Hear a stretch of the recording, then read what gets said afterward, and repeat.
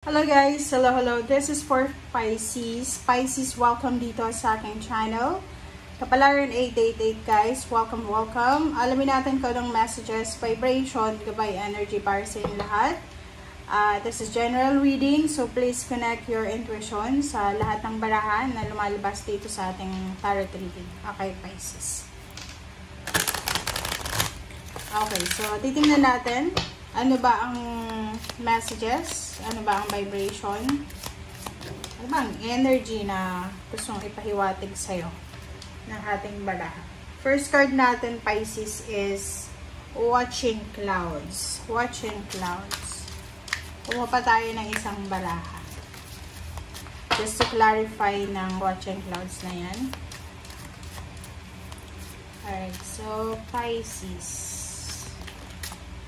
Okay. Next card mo is Grounding. Wow! Congratulations sa lahat ng Pisces na naandito sa aking channel ngayon, nanonood. Kasi, 'di ba? At least you have guidance. May guidance ka and may mga ideas kayo kung ano yung mga dapat yung gawin. Lalo na yung iba na sobrang pagod na. Okay? So, yung first card mo dito, Pisces, is Watching Clouds. And second card is Grounding. Same deck siya. Yung first card mo dito, ang sinasabi sa'yo, lie back, rest, and relax.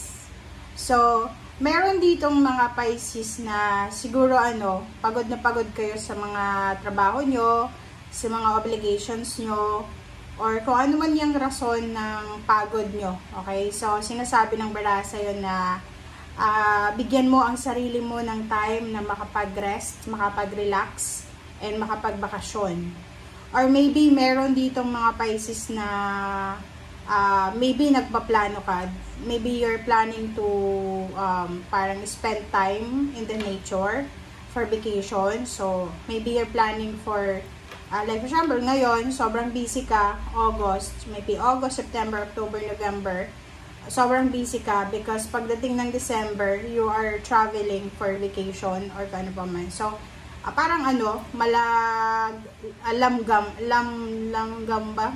Ants, 'di ba? Yung mga ants, 'di ba? Pag tag-init, nagtatrabaho sila. They're storing foods.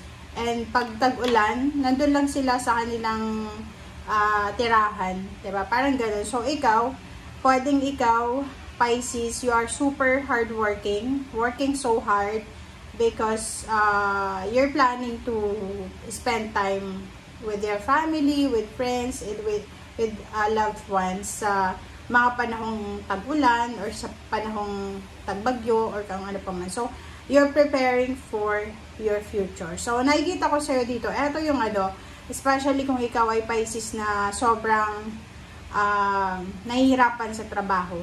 So, isipin mo lang na after netong ginagawa mo, after ng trabaho ito, makakapag-relax ka din. Okay? So, yun.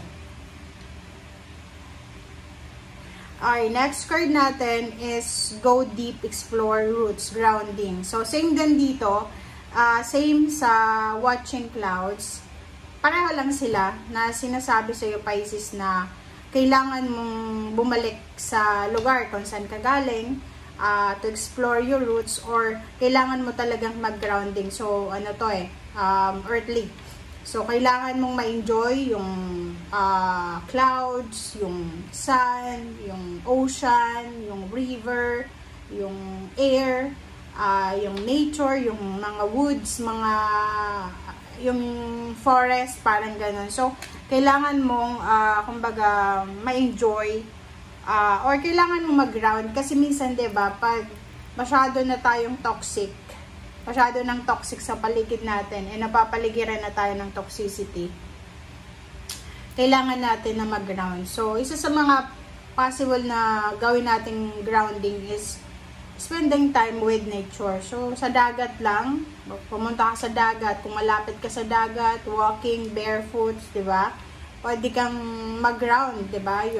Parang yung soul ng feet mo ay connected sa ground. So, you're grounding. So, after, 'di ba, napapansin nyo pag pumupunta kayo sa dagat, pag uwi nyo sa bahay, pagod na pagod kayo kahit hindi naman kayo nag-swimming or hindi naman kayo nag-diving, parang ganun. Kasi, yung asin and yung hangin sa dagat ay, especially yung dagat mismo, ay nakakatulong siya para i-replenish yung energy mo. Like, yung pagpapamassage, diba? So, after mong makapagpamassage, masakit sa katawan, and after mo makaligo, makatulog, okay na. So, ganun yun. So, sa'yo, Pisces, if, for example, na you're super tired, super hardworking, bigyan mo naman ang sarili mo ng time na makapag-rest. Okay? Yun. So, tingnan natin. Ano ba ang advice sa'yo ng ating mga angels? Okay, this is Archangel cards para sa lahat ng Pisces.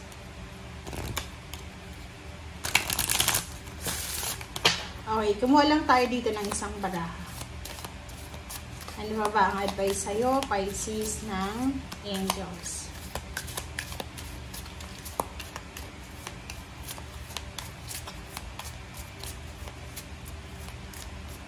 Pisces, Pisces, Pisces. Kasi yung 2 cards mo dyan, para ho yung sinasabi na you need to take a rest. Okay, Ray. Okay, Ray o Raya to. Pwedeng Raya, pwedeng Ray. Okay. So, yoga and exercise. So, related siya dito, Pisces. So, sinasabi ng baraha sa'yo na yoga and exercise are essential to your well-being, peace of mind, and spiritual growth right now. Wow. So, 3 baraha. Iba-iba yung deck. Pero, pare-pareho yung sinasabi sa inyo eh. Parang sinasabi sa'yo ng Angel Raya na kailangan mong mag-meditate, yoga, mag-exercise, kasi napaka-importante yan para sa well-being mo, sa peace of mind mo, and especially sa spiritual growth. Wow. Alright. So, kumuha tayo dito sa 4th deck mo. Okay, sa 4th deck. Para ito sa lahat ng Pisces. Pisces. Ang ganda ng mga advices sa'yo, Pisces. This is for your whole being, for your health. Okay. Pisces. Okay. Home. Wow. So, nakikita ko sa'yo dito, since mayroon ditong go deep, explore your roots, sinasabi ng baraha sa'yo na maybe kailangan ng balanse sa loob ng tahanan, sa loob ng bahay. So, kung makikita mo naman sa loob ng bahay nyo, sobrang maliwanag eh, sobrang fiery. So, sinasabi ng baraha na if may mga away, gulo sa pamilya, kailangan na siguro ng peace of mind. Like mag-asawa, palaging nag-aaway, magnanay, magtatay, magkakapatid. So, sinasabi sir dito na kailangan mong bigyan ng focus ang peace and serenity sa loob ng tahanan. And bigyan din natin ng focus ang ating pamilya or ang ating home, okay? Or ang ating foundation.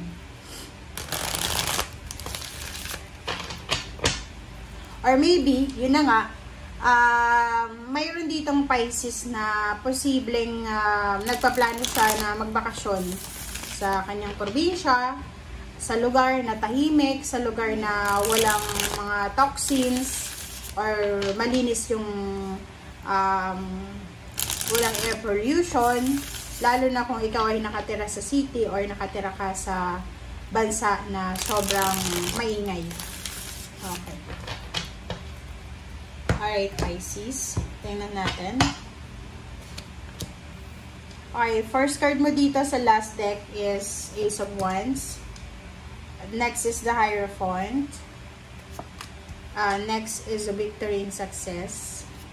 And 3 of Wands. And sa ilalim nyo guys is 2 of Pentacles.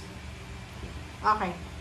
So, sa 5 cards mo na yan, ang pinaka focus mo is money. Parang, ang nakikita natin dito, may isang Pisces na, yan talaga, sobra-sobra siyang busy. Sobrang busy, trabaho ng trabaho. Yung parang ano, kahit Pasko, New Year, nagtatrabaho ka pa rin. Kahit may mga holidays, yung, lalo kung OFW ka, parang, ano na sa'yo eh, yung OFW parang, ano, sanay ka na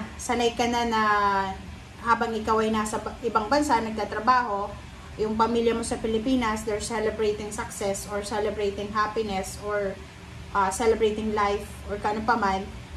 And maybe hindi ka na nakakauwi ng Pilipinas. So, dito sinasabi ng barahan na oras na siguro para umuwi ka, magpahinga, bumalik ka sa tahanan mo, magpahinga ka. Kasi yun yung parang kailangan mo, pahinga. Okay? Huwag masyadong puro focus sa pera, trabaho. Okay? Bigyan mo din ng katawan mo ng kapahingahan. Okay? So, meron dito na parang siya, Fire sign Leo R Sagittarius.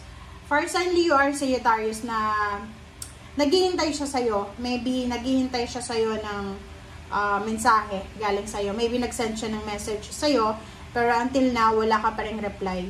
So, baka hindi mo yan nabasa because maybe napunta sa spam or baka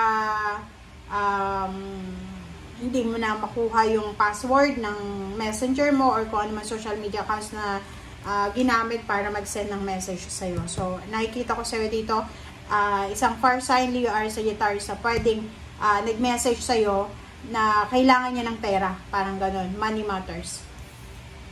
Ace of Wands, doon sa mga Pisces, sinasabi ng bara sa'yo dito na isang exciting na partnership collaboration ang posibleng magsisimula sa buhay mo. So, congratulations kasi yung mga Pisces talaga, sobra-sobra silang hardworking and mapagkakatiwalaan mo in terms of trabaho.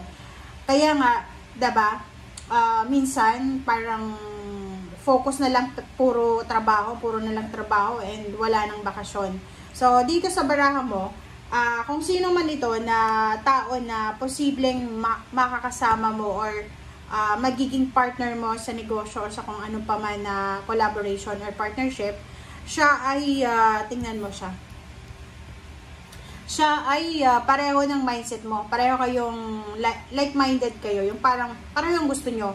Gusto nyo umasenso, gusto nyo ma-promote sa trabaho, gusto nyo magnegosyo, gusto nyo mag-travel together, parang ganun. So, nakikita ko sa'yo dito na may mga Pisces na kung ano man to, na sinisimulan mong negosyo or kung ano man tong ginagawa mo sa ngayon, parang ang outcome nito ay sobrang sobrang abundance and prosperity, 'di ba? Like for example, kung ikaw ay isang empleyado, sobrang hardworking ka as empleyado. Ang possible na result nito is promotion, salary increase, or maybe travel, parang free travel or ipapadala ka sa ibang bansa or sa ibang branches. Nakikita ko rin sa'yo dito, there's someone, yun nga, maybe fire sign. Fire sign talaga to. Ang nakikita ko dito, fire sign. May mga fire sign sa buhay mo na naghihintay sa'yo. Like, marami silang pinaplano na business. Marami silang pinaplanong business or marami silang pinaplano na maging source of income. Pero, ikaw yung inaasahan nila, yung pera mo. Yung parang halimbawa, kapamilya mo sila, karelasyon or kaibigan or kung sino man sila na akala siguro nila marami kang pera or baka alam nila na marami kang pera. So, they're waiting for your go signal para makapagsimula sila ng business. And nakikita ko sa'yo dito, excited yung mga taong yun. Okay? And nakikita din natin dito na isa sa mga possible na rason kung bakit may mga Pisces na sobrang hardworking is because you are super excited para sa incoming na travel na ito yung pinakahihintay mo. Maybe in 3 months, so 3 months ba? August. Kasi 3 to 3 plus 4. So 4, maybe 4. September, October, November, December. So maybe 4 months or 3 months. In 3 months, nagta-travel ka na. Okay? So, tingnan pa natin kung ano pa ang sasabihin ng baraha for the last messages.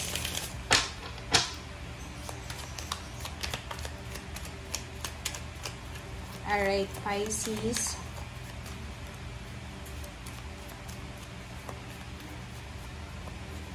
Okay. Wow, the Emperor. This is power. So, same din, parang ano to puro lang fire sign. Sobrang motivation, sobrang determination to na nararamdaman mo, Pisces. Okay. So, sinasabi ng bara sa'yo, So, yun. Posibleng ikaw, Pisces, makatagpo ka or makatanggap ka ng message. You will receive a message. Or maybe, mensahe, chismis. Pero, usually, atong Page of Swords na to, hindi ko gusto to. Kasi, minsan yung dala-dala niya, palaging chismis. So, maybe there's a chismis na parating sa'yo. From the Emperor, from the far sign Leo or Sagittarius, na posibleng naka-get over ka na dito eh. Like for example, sa dating company mo, 'di ba? Parang meron kang naging kaaway na boss, parang gano'n, supervisor, team leader, ganyan ganito. And posibleng makatanggap ka ng message or ng friend request kung ito ay about sa social media. Kasi etong Emperor na to, ikaw yan eh. You are super powerful sa ngayon. Empowerment. Yung parang healing. Like, for example, may mga Pisces na demote sa trabaho. Maybe dati kang supervisor, tapos bumaba yung position mo because of someone na siniraan ka. Pangalawa is maybe yung mga Pisces na to, nawala ng pera, nalugi yung negosyo, nawala ng trabaho, lahat ng parang ano siya, downfall. And sa ngayon, you're recovering, 'di ba? Sa ngayon, you are 10 of Swords. Yung 10 of Swords is recovery. So, you're recovering from losses, from pain and heartaches. And nasa Emperor ka na ngayon. But the problem is, meron ka na matatanggap na maybe yun, friend request or chismis communication from someone na naging cause or naging dahilan ng downfall mo. Yung parang, halimbawa, yung mga taong nanakit sa'yo, yung mga taong traitor sa'yo, yung mga taong naging dahilan para mawalan ka ng trabaho, parang sila yung makakatanggap ka ng message na out of the blue, diba? Na kung kailan pa-recover ka na, tsaka naman babalik sila na sasabihin, no, hindi ako yun. Hindi ako yung naging ganyan. Yung parang ima-manipulate ka. So, mag-iingat ka. Ayoko to, na Page of Swords, para sa'yo dito. Kasi hindi siya maganda. Okay? Manipulation kasi to eh. Yung Page of Swords, manipulation siya. So, mag-iingat ka. Lalo na doon sa mga Pisces na naka-recover na, emotional, like naka-move on ka na sa relationship, tapos may papasok ulit yung mga taong to na gustong sirain ulit yung momentum mo eh. Kasi may mga tao kasi na talagang ganun yung ugali nila, na ayaw nila na makita ka na masaya. So, pag malungkot ka na, parang feeling nila miserable ka na, ano na yan, exit na yan. Kasi ayaw na nila sa'yo. Pero once na nakita nila na ang akala nila na malulungkot ka, babagsak ka sa buhay, pero kabaliktaran yung nangyari, mas lalo kang umasenso, babalik yan sa'yo, na parang parang inosente sila. So, just to manipulate again. So, mag-iingat ka. As a Pisces, alam nyo sa sarili nyo na mabilis kayong mautok. Diba? Mabilis kayong magtiwala, malambot yung puso nyo. So, mag-iingat kayo kasi kayo din mismo yung nag-a-attract ng mga masasamang tao. Okay? Iwasan nyo yung pag-a-attract ng masamang tao. Ayun nga, meron ditong pahinga, lie back, rest, and relax, yoga, and exercise. Sabi sa'yo ng mga spiritual helpers mo, guys, and angels, na bigyan mo naman ang sarili mo ng katahimikan, okay? Magpahinga ka sa mga toxic na tao na yan, magpahinga ka sa mga problema, okay? Oras na para ma-enjoy mo naman yung victory and success mo, okay? Thank you guys, and see you again. Bye!